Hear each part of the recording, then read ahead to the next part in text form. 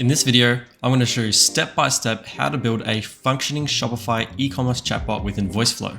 This chatbot will provide AI product recommendations. It will allow customers to track their orders, as well as ask the bot questions and receive AI generated answers. The reason this is important for e-commerce stores is that customers don't always know what they want, and by leveraging a system like this, we're able to recommend products to them based on the needs that they have. Here is an example of the product recommendation system that I'm going to be building in this video. I simply asked the chatbot for a bag for the beach, and it was able to recommend me several tote bags that were relevant to my query. By watching this entire video, you're going to have the expertise to build this out for your own AAA clients or for your own e-commerce store. If you did want a custom system like this for your e-commerce business or something completely different, you can book a call in my Calendly link in the description, or you can visit my agency at inflate.agency. To build this, I'm going to be mainly using the platform called VoiceFlow. So to get here, you need to go to voiceflow.com. Once we're on VoiceFlow, we need to go to the top right and click New Assistant. We can add any name we want. We can just type chatbot, and we can go to chat. We need to use the chat function, and I'm just going to select English. And we hit continue and create assistant. Once we're here, we can essentially just delete all of this. So to get started, I'm going to right away add a text block, essentially just initiating that conversation. So if you haven't used VoiceFlow before, this start block is just where the conversation starts, and you can add in any text with the text block here. So after we've added this text, I can go over to the side here and go grab a captcha. Now the captcha is under the listen tab. And the reason we want to grab the captcha is because we want to grab that question or that product that they've just answered, and we want to be able to use that to get the product recommendation. And so the captcha block just takes in the last response that the customer has typed in, and we're then able to use that information. So it says here, captcha user reply to last utterance. So that is the variable that this is going to be stored in. Now I'm going to go ahead and actually change this variable to something else because this is a commonly used variable. We want to actually use something different for the particular product recommendation. So I'm going to create a variable here and just type AI question. And I'm going to hit the plus sign, and now that's created a new variable called AI question. And so I'm going to be able to use this rather than the last utterance. So now what we're going to set up is a set AI function. And so this set AI function is going to be used to generate what is called an Airtable formula. Now, Airtable is a database that's used to store all types of data and records. What we're going to be using this for is to actually store our products. So I can give you an example here where we have a whole heap of products stored in a Airtable datasheet. And so the point of this is we're going to be able to actually create an Airtable formula using the set AI function over in VoiceFlow. And so by doing this, we're able to send an API request to Airtable, and it's going to pull back the exact rows of products that match the formula that we just sent it over the API request. So once we've got our set AI block here, I'm going to add this label called Airtable formula because this is what we're going to be generating. I'm then just going to paste in a quick little prompt here that says, convert the following query to an Airtable formula. So we've added an AI question, which is the variable. And so if you put in this curly bracket here, it's going to give you all of the variables that are currently in your VoiceFlow project. And so just click on AI question, and you're going to get given the variable that we've just saved over in the captcha. And so now what we're able to do is say, if there is no valid query, reply there is no valid query. This just means if it's unable to generate something from the text that's been provided, then just say that there is no valid query. Now I've also added in here, the query should only at max include the bag color and bag category. Now for this particular example, this is going to be based on a sample data for a bag company. So the reason I've added this is because the two variables that I'm going to be using in this formula is going to be the bag color and the bag category, or the bag type of bag. So what we want to do now is actually go and create a new variable that we want to save this formula to. So I might go ahead and type Airtable query. And so I can go ahead and click the plus button. And now we've saved this prompt to save the answer to Airtable query. So apply to just means we're applying the answer of this AI to Airtable query. Now we want to go into the prompt settings, and the prompt settings is the back end of the AI response. So we're able to change temperature, which is the measure of randomness between responses. And so we're going to limit this down to something like 0.3. Max tokens, we're going to go ahead and increase to 500. So the question at the top here is more of the information they were asking the bot, and the system is more of how the bot actually thinks. So the first thing I'm going to add in here is say, you are an Airtable formula generator. You convert user queries into Airtable formulas if there are multiple queries. Use the AND, condition 1, condition 2 operator to encapsulate it all in one formula instead of creating many. So what this means is we're saying you need to generate a formula that looks like this. And so this is what essentially an Airtable formula looks like.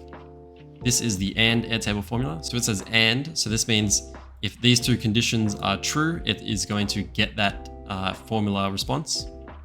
And so that means condition 1 could mean the bag color of red, and the condition 2 could be the bag of a sling bag. And so essentially this formula would say, if the bag is red and it's a sling bag, send that formula to Airtable and get back all of the red sling bags in a JSON response, which is an API call response of the data. And we're then able to use that data as the product recommendation. Now we do want to do a little bit more prompt engineering. So I'm going to paste in this here that says, constraints, you are only to map valid fields into an Airtable formula. The list of valid case sensitive fields and their data types are as follows.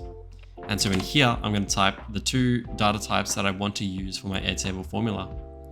So right away, like I said earlier, I'm using the color and bag category to pull those products. So if I type category,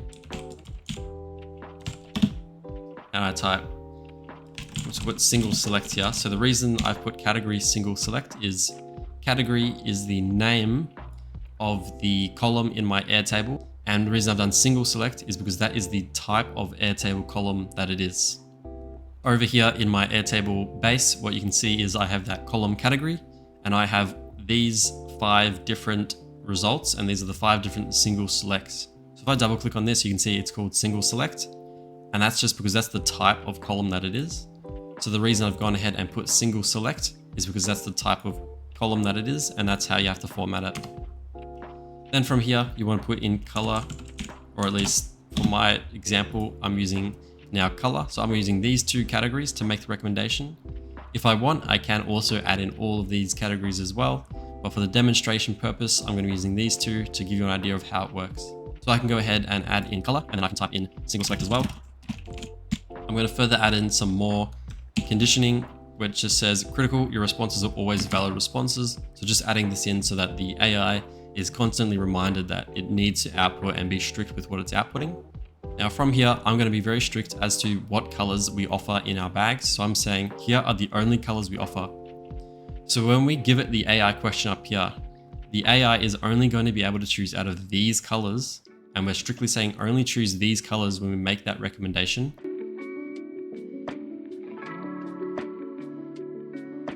So if we say red, brown, black, and blue, and they say that they want pink, it's going to have to direct you a similar color. So the AI will probably choose red, or if they say that they want something that's yellow, it might choose red as well.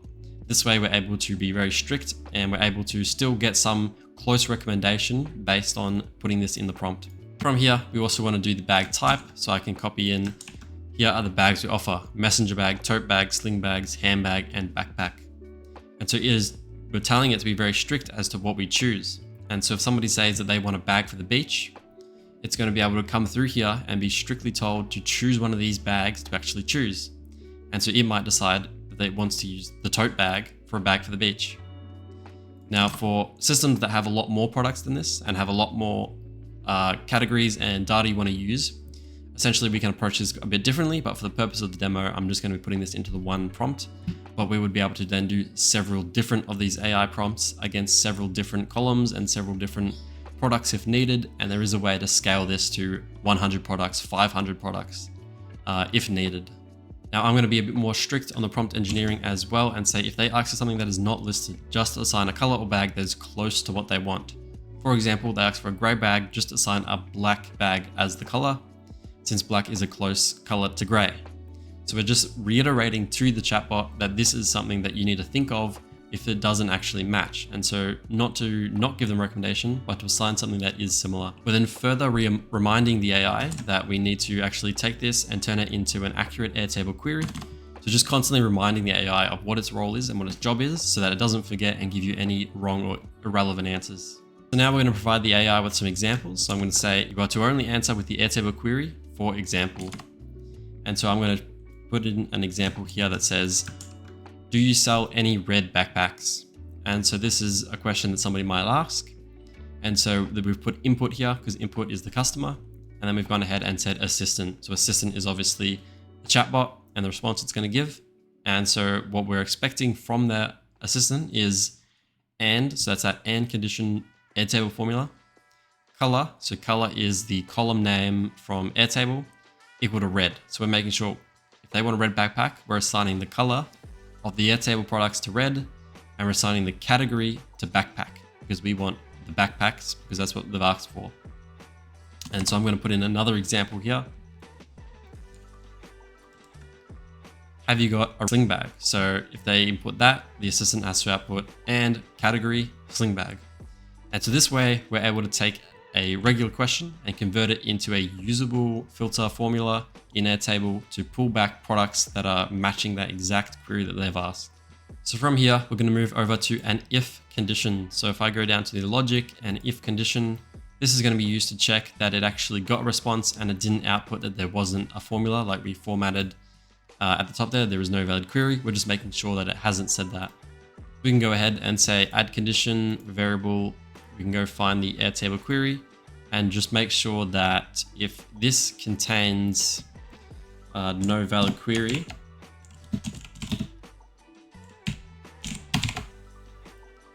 and we can go click no match and click path, and that just will give us an else option here. We can say if it does contain no valid query, it means that it hadn't actually worked. So we can just, for now, redirect this right back to the start. If it does hit else, it means that it has worked, it has generated the proper formula, and then we can continue from here. So we're going to be continuing directly to an API call to Airtable. You need to go ahead and create an account on Airtable and go ahead and click the create a base button down below here. And so I'm just going to use an existing table that I already have, but you just need to create a new one and land on something like this, or I will have this table in the description and you can simply just copy it from there.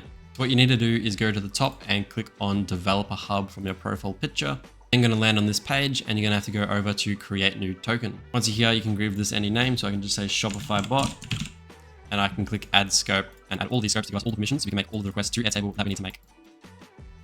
Then you're going to need to click add a base and go and click that base that we were just using and hit create token. Now I've already done this. So what it's going to do is prompt up and give you an API key. Make sure to save it. Don't lose it because you're going to need it when we actually make that request. So once you're done with that, you need to go to web API documentation on the left here. You then need to go down to your table that you just created. And then what you need to do is scroll all the way down into what says list imported table records, or it might say just table records, depending on if you imported it or not.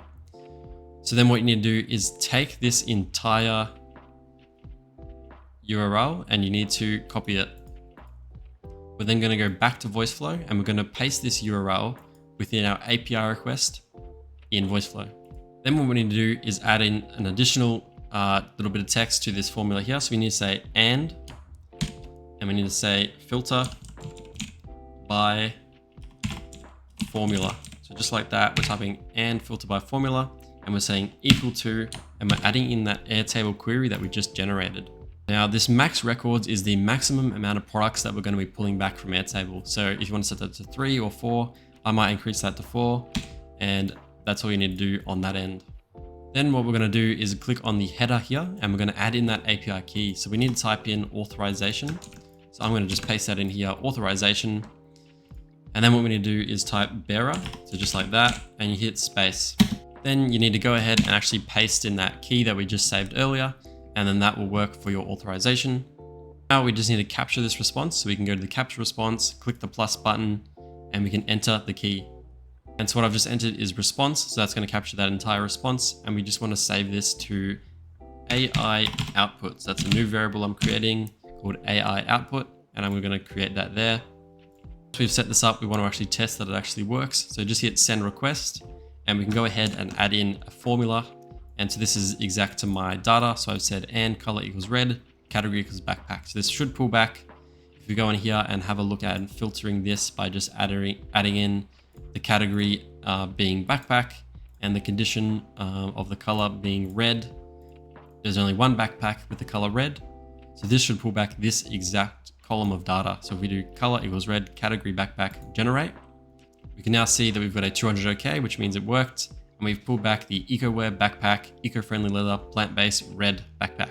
And so this is the exact column of data or row of data right here, and we've pulled that in as the only response.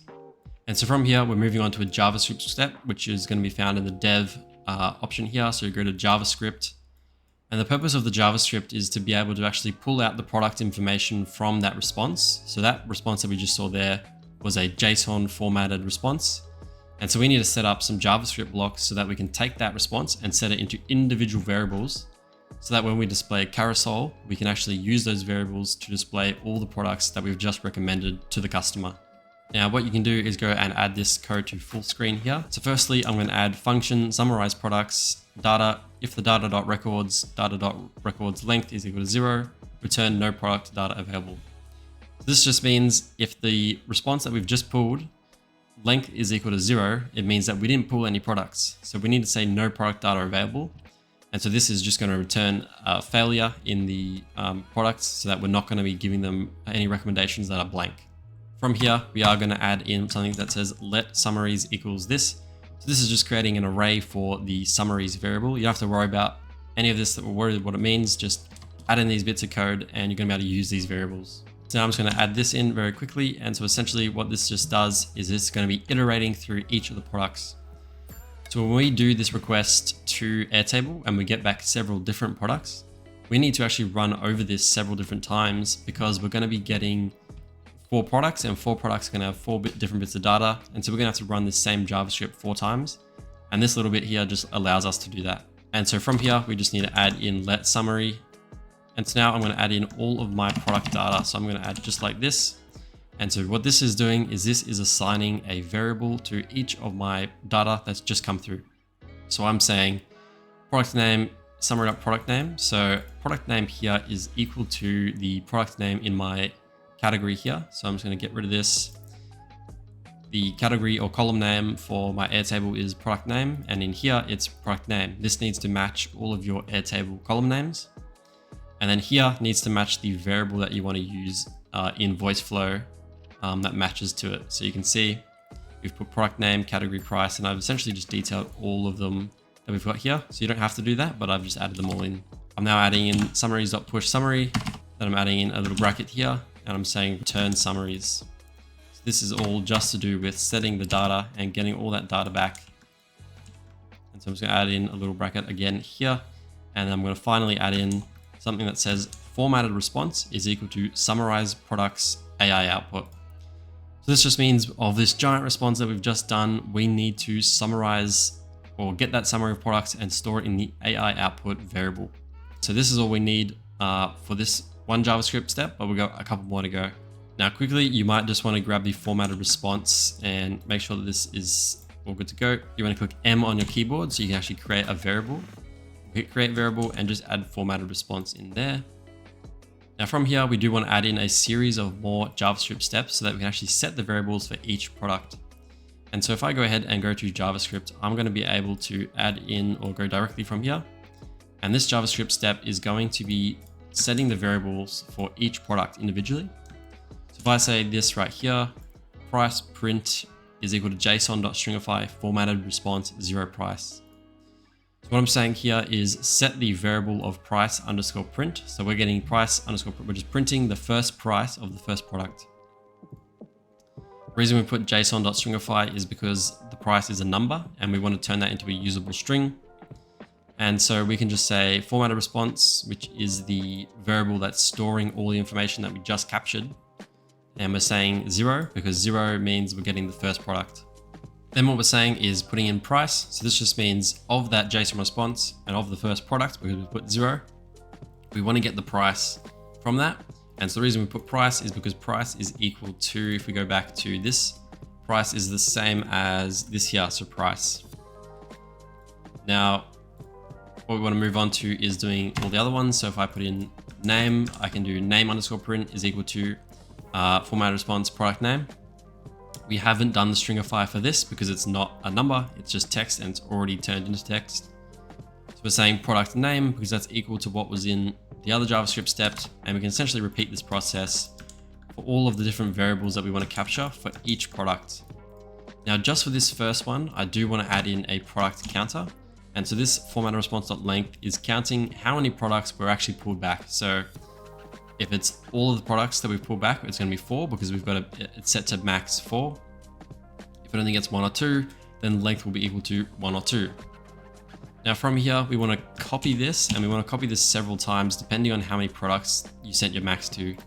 So because I set it to 4, I'm going to create 4 of these because we want 4 individual variables for each product. So now simply we just want to change a lot of the variable names and the 0 here to work with a different product. So I can say price period 1, and we just add a 1 to all of these because now we've got essentially the second for each. So 1 is the second because it starts at 0. Hopefully that's not too confusing, but it starts at 1. So now we're going to change it from 0 to 1. And so this is grabbing that second product in the JSON that we just pulled in the earlier JSON. And I did remove the product counter because we don't need to count the products twice. We only needed to count it once and save it to that product count variable. So now moving on, we're just going to do the same thing over and over again. So now we're saying price print 2. So this is the third product.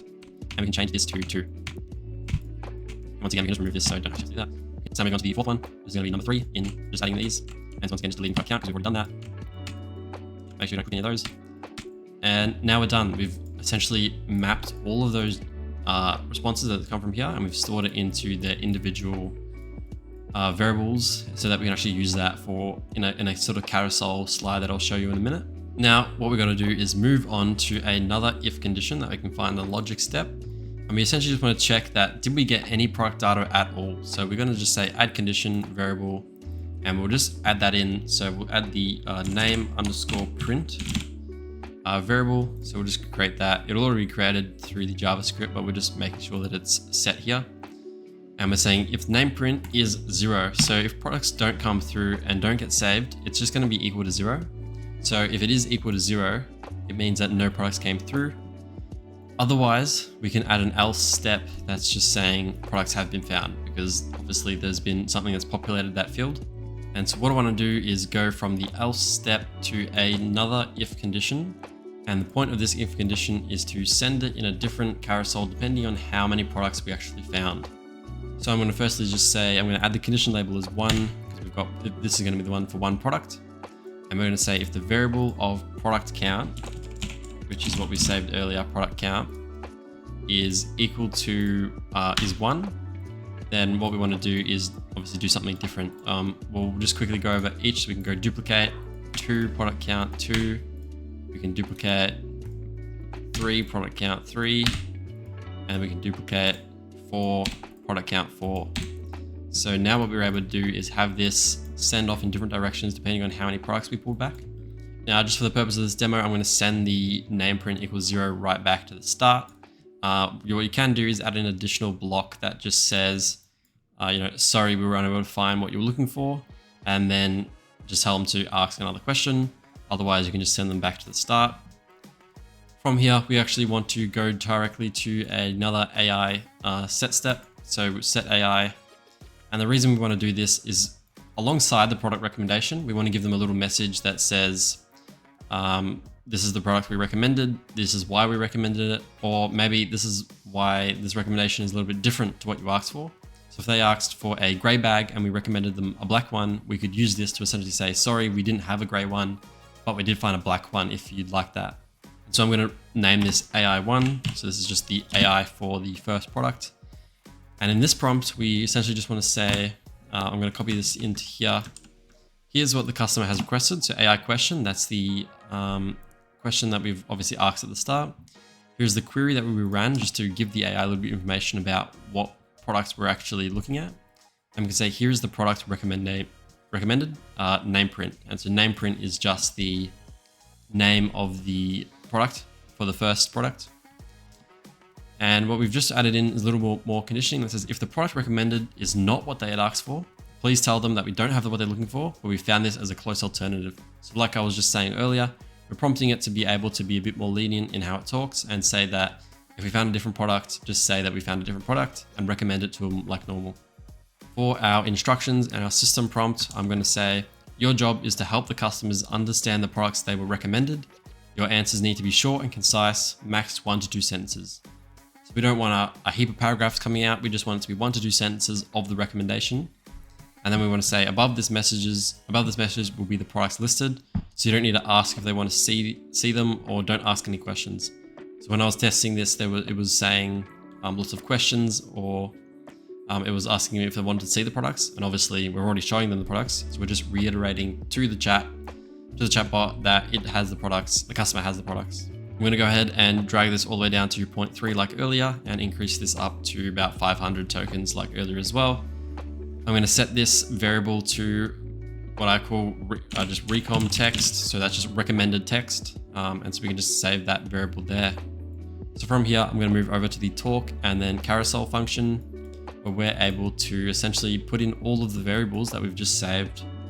So I'm going to go ahead and just copy them from here. So we're obviously going to be using the price print. So I can grab price print, and we can add this in here, add the bracket price print plus. And so now that's saved as a variable.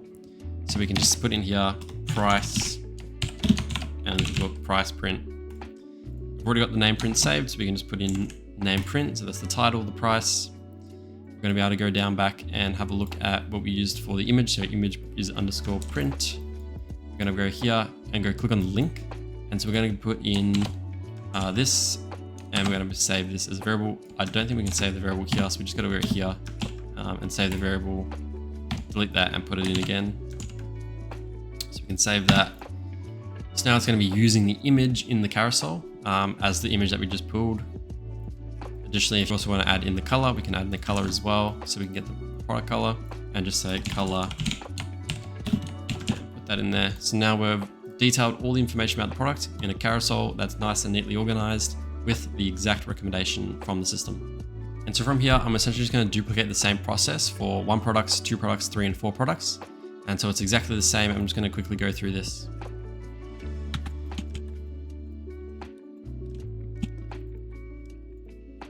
And so I've quickly just sped ran through and added the recom text for AR text 2, 3 and 4, which is just the same, but what we've gone ahead and done is added in for each product. So I can just add the variables. What we've gone and done is added, obviously we've kept the first product, because when we're recommending the products with 2 products, we're using the information for the first product and the second product. And the third is obviously the first and the second and the third, and the fourth is, all 4 of them. And so we need to add in all of that information so that we can actually answer this with as much detail as possible. So I'm going to go ahead and drag all of these across to their corresponding carousels, as well as add these to their corresponding recommendation texts.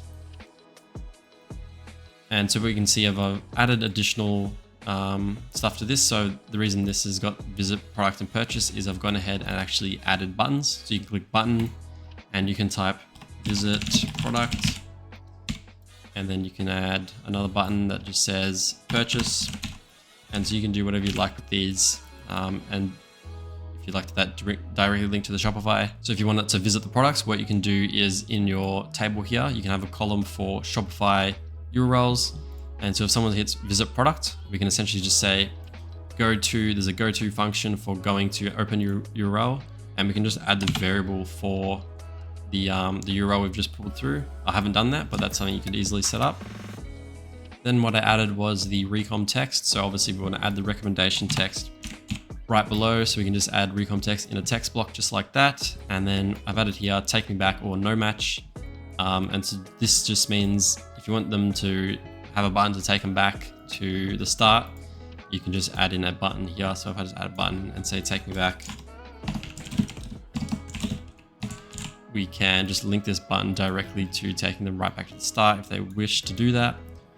Or if they just type in some text, what we can do is add in a no match add manually path. And then essentially if they type anything, we can either run that through an AI response to answer their question, or we can just send them directly back to the start to make another recommendation. So you can do whatever you want. A lot of flexibility and customization. Just quickly, you do want to make sure that the fail is also set to continue. For some reason, sometimes it fails, but still works. So just set it to fail. If it doesn't get products, it's going to end here anyway, so it should be fine. Now it's essentially done. What you can go ahead and do is test it out. So if I want to say I want a red sling bag, it's going to go ahead and generate that formula, send the formula off and pull the responses back. And you can see here, it is perfectly worked. It has pulled back that product that we wanted. It's added in all the data, and it's even added the recommendation text to say that we have found what you wanted and it matches your request. This is the make.com scenario that we're going to be using to update all of those Shopify products into Airtable. And so whenever we change the product, it's going to update. Whenever we remove a product, it's going to delete it. And whenever we add a product, it's going to add it as well. This will also handle adding in all our products initially. So I'm going to show you that right now. This is my Airtable base. For this, I've got a Shopify ID, I've got a product name, I've got some product notes, and I have a date. I'm going to go a little bit into why I'm going to be using a date in a second. I'm just going to quickly demonstrate adding in all the products. So if I go here and hit once, and we'll see here, what's going to happen is it's going to start pulling all those products from Shopify, and we're going to start creating all of these new rows into Airtable, and it's going to populate all these fields. And so that make.com scenario is set up to not just add the products in every time, but it's going to understand when those products are in the table, and it's going to either update the information if needed, or it can delete the products if needed as well. And so we're going to see here that it's going to continue to populate. Now this is a list of about 100 products, so this is going to take a while, so I'm just going to speed it up. Now once this is ran, you can see I've got 99 products now in my Airtable, and that's pulled all the way through from my Shopify store. Now I'm going to show you what would happen if we had a different Shopify ID at the top here. So if I change the Shopify ID, now the system is going to think that this product was no longer here because it's obviously been updated with a different ID. So what we would expect the system to do is essentially add this product again, because it's going to see that this product isn't in the Airtable base here. I'm going to scroll all the way to the bottom, and I'm going to run this again. So if we hit run once and we look at the bottom here, we should see, there we go. It's now populated the product once again because it obviously recognized that it no longer existed. So to get started in building out this system for yourself, we are going to need to start with an HTTP request. And this HTTP request is going to require a few keys from Shopify to make that request. So to get these API keys, we do need to go to our Shopify store, go to the settings area, and we need to click on apps and sales channels. Once we're in apps and sales channels, we do need to go up to develop apps in the corner. Once we're here, I've already created some APIs, but what you need to do is hit create an app. Once you're here, you need to choose your email and give it an app name. So I've already created a couple of test apps here, but what you need to do is just hit create an app, put in a name, doesn't matter what the name is, and you're essentially going to land on the same page that I am here. So once you're on this page, you do need to go to admin API integrations. Once you're here, you do need to scroll down and find the draft orders and enable both of these. You then need to go down to the write order edits and enable these, as well as the write orders and read orders and enable those as well. You do need to go to products, write products and read products, and that is it for the permissions. Once you've done that, you need to go to your API credentials page, and here you need to get the admin API access token. Now mine is currently disabled because you are only able to copy this code once. So once you've created your app here, you do need to copy that key, save that key, and make sure you are able to get that key whenever you need. And so once you've got that set up, your button over here may say install. So you do just need to install that application, and then you're all done from the Shopify side of things. Once you've got that set up, head back to make.com. And so what you need to do is update this URL to meet your store. So here you need to put your store name and then .myshopify. And then here there is a 2023-10. So it's a few months back from when I'm recording this, but you need to keep this up to date to whatever date it is. And products.json limit equals 250. So 250 products is the absolute maximum products that we can pull from Shopify at once. There is a way around this in doing multiple requests and building it a little bit differently. So for the purpose of this demo, I'm just going to do the 250. The limit of 250 products can be solved by doing several different API requests and doing this a little bit differently. But if you did want to get that set up, you can contact me via my calendar link, and I can set that up for you if you do want. Then what we're going to do is we're making a GET request because we're going to be getting data. You need to create a header called content type with the value of application/JSON. And then you need to add x-Shopify access token, and then go ahead and paste in that key that we just copied and put it in there. Once we've done this, go ahead and click pass response yes, and then we're done for the HTTP request. Now we're going to move on to the iterator. Now an iterator is going to take an array from the HTTP request. And so an array is a series of values stored in one sort of chunk. And so the point of doing that, the iterator, is that we're able to take that chunk and split it up one by one. And so we're essentially taking that chunk of data and we're running through it one at a time. So we're taking one product at a time. And so what we need to do is go and click on here and drag in the products array. And so that array comes from the request that we just made. From here, we're moving over to searching the Airtable records. And so the purpose of doing this is by identifying which ID we are at. So we need to essentially say Shopify ID, which is that column that I had up here, Shopify ID. And we're saying if it's equal to the ID. And so the ID has come from this HTTP request, but we're pulling it in from the iterator because the iterator is iterating those HTTP requests. So we need to drag in that ID value, which comes from the ID here, and put it in. And so that just means we are now only looking for this Shopify formula is just going to pull back the one row of data that is the Shopify ID of this particular product. So that just means we're getting on the right track of the product that we've just pulled through in the first iteration of the iterator. And we do have an ignore here. So if any issue does occur, the entire thing won't crash. We're able to just ignore that issue and we're able to review that manually if we need. From here, we're going to upsert a record. So upserting a record means that we are not only creating new records, but we're changing the old ones that need updating as well. And so just like before, we're making sure that we've got our base selected, our table that we're on, which is equivalent to our Airtable setup. So our table and our base, and we're just adding those in and they'll populate automatically when you log into your Airtable account. The record ID is the ID pulled from the Airtable search records. So we were able to take that Shopify ID and then use that Shopify ID to identify the record. And so that's that record here that's come from 53. And then in Shopify ID, we're pulling in that ID again, just so we can record it if a new product is created. We're adding in the name, which is the title. So this is all coming from the iterator, which is the iteration of each product that Shopify has pulled. So adding the title, and then we're adding the body HTML, which is just sort of like the description. And then what I've added is the date. And so the date is formatting the current date of when the product is ran through. And so this just says format the date now, which is the time, both the time and date. And we're just saying reformat this as month, the day, and then the year. And so this is just formatting it consistently. So the purpose of recording this date is so that we can see whether or not products were updated or not. And if a product wasn't updated, it means that it wasn't ran through the system. And if a product wasn't ran through our system, it means it wasn't pulled from Shopify initially from this HTTP request. And that means the product would have been deleted from Shopify because we weren't able to pull that product, any information from that product whatsoever. So if that's occurred, that means the product was deleted. And so by tracking the current date, if any product does not meet the current date within our Airtable, it means that that product was deleted and we need to now update the Airtable to then delete that product and make sure that it's not there anymore. And so now both upserting, so changing the data, and adding new products is all set up. We now need to move on to getting that delete function set up. And so now we're moving on to an array aggregator, which is essentially the opposite of an iterator.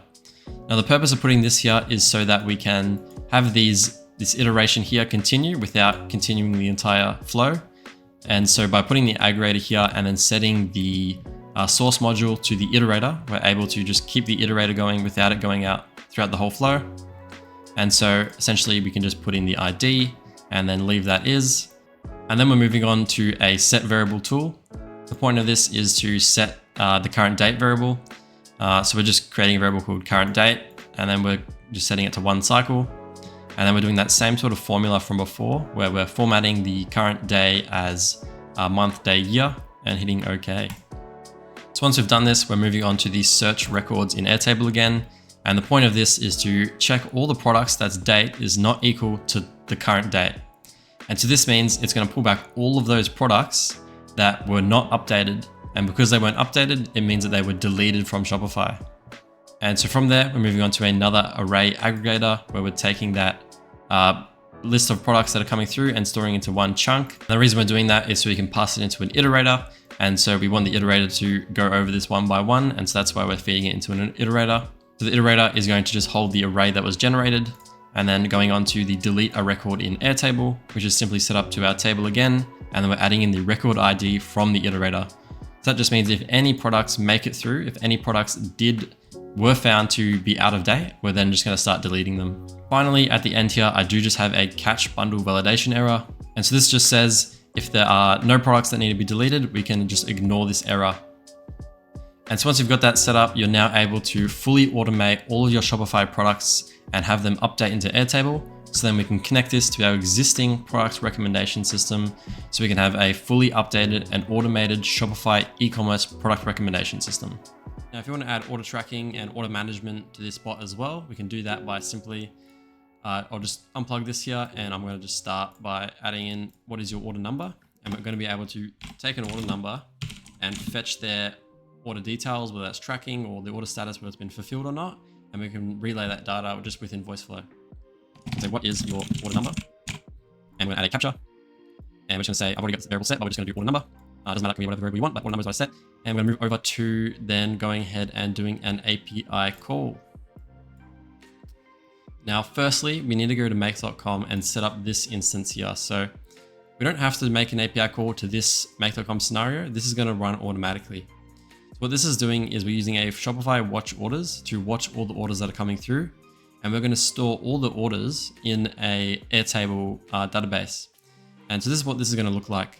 Now, the reason we're doing this is because for some reason, the Shopify API doesn't allow us to get a customer's order ID. So the customer order ID is what the customer is going to get sent via an email when they make an order. They're not going to get sent this backend number.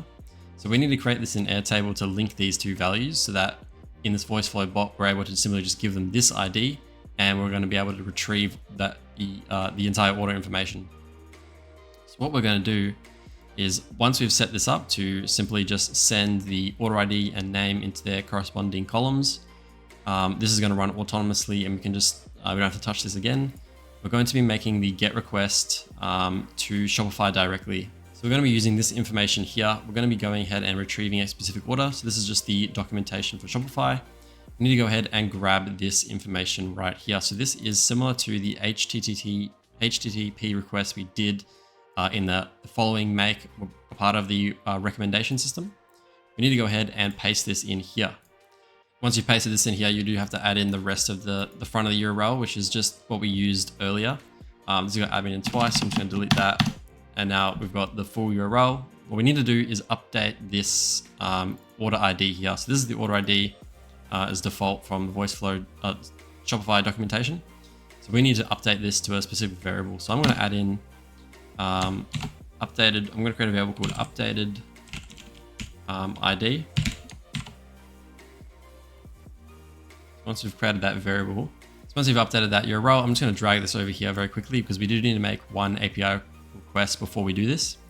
So we need to make an API call to Airtable. So I'm going to go and use the same Airtable request that we used over here. So I can just copy this from our product recommendation system and we're making the request to Airtable and we're just pulling very specific data. So rather than using the Airtable query, we're just going to create the query manually. And so this is just going to say and bracket, and we're going to do the curly bracket with the column that we want to use. And that column is going to be the customer order ID. And so let's just type customer order ID equal to, and we're going to do these two little quotes right there. And then we're going to just put in order number. And once we've done that, and so just quickly, I added an extra bracket here. I just got to remove that bracket. So we only have 2 brackets and 2 curly brackets. Now you also want to make sure that this table is set to the new table you just set. So when you create a new table, this URL does need to change. And so I've just changed what was the name here before to orders. So rather than saying that this is the table name, it's now going to say orders because that's the new table. We're going to hit send request and generate. And we're going to be able to see here that we have got the order ID and customer order ID pulled through. Now what we need to do is go and send this to a JavaScript block because what we need to do is extract the order ID out of this big JSON response. So once we've connected this to the JavaScript block, we need to pull the JSON response of the order ID out of it. We can essentially go ahead and drag and copy all this data that we used before and copy it here. Now what we want to do is go ahead and just delete this all the way down so we've got 2 things left.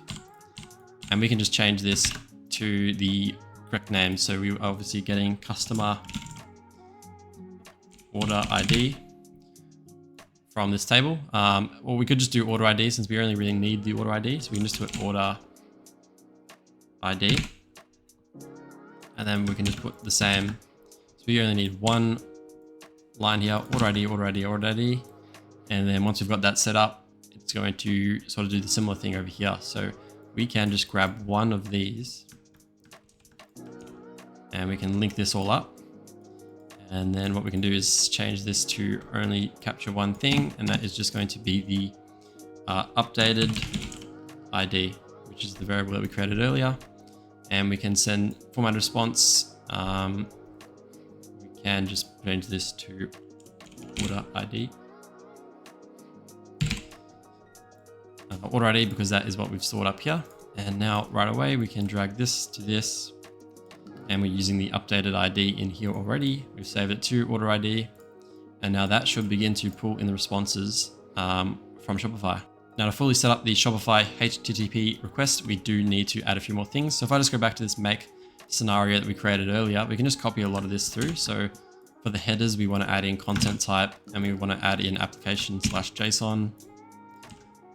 And then what we want to grab is the Shopify access token as well. So this is what we saved earlier. Once we've got that set up, we can essentially keep it there.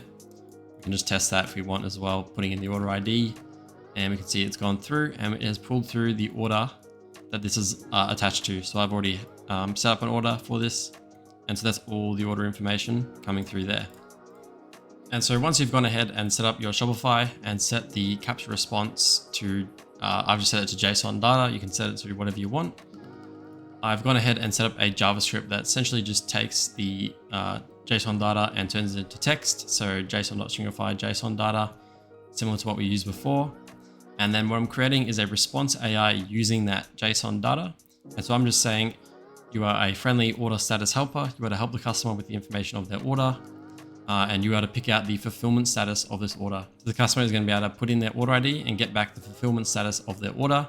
There's also a heap of other information that we can use to output if we want to get the specific fulfillment details of the shipping, tracking, and whatnot. We can also do that as well. But we've just set it up here to give us the fulfillment status, to tell us whether or not it's been fulfilled, it's pending fulfillment, or whatever that status is. So once you've set that up and I go ahead and test this out, what we're going to be able to see is if I put the order number in, it's now telling us the fulfillment status of his order is fulfilled. So the customer can now see that it is fulfilled, and that's very easy. They can just type in the order number, and that's very quick as well. And so we're going to be able to, use a whole heap of other information with this as well. So what I've gone ahead and done is just added a front interface here that says welcome to the store, product recommendation, or track my order. So these are two buttons. So if they click product recommendation, they're going to go down this product recommendation that we just built. And if they want to track their order, they can go down the order tracking that we just built as well. Now, if you are new to VoiceFlow and you want to add in an FAQ system or just a question answering system, this is something that we can do by simply clicking on this no match and clicking on path. And what we can do here is just set this off to go to a response AI. So we're going to do no match to the response AI, and we can just go put the question as last utterance, because that's what it's going to be saved as. And what it's going to do is it's going to query the knowledge base. And so to add files to the knowledge base, it's pretty simple. Just go over here to click on this sort of like brain icon, and it's going to load into the knowledge base. And what you can do is hit add data source, and you can add text documents, PDF, just Word docs, URLs. And so this is going to be that knowledge base that we're targeting here.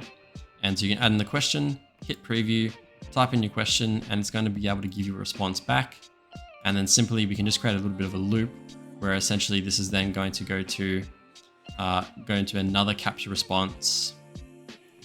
And then it's just going to go back to here, and it's creating a loop. So it's going to be just in this sort of status here.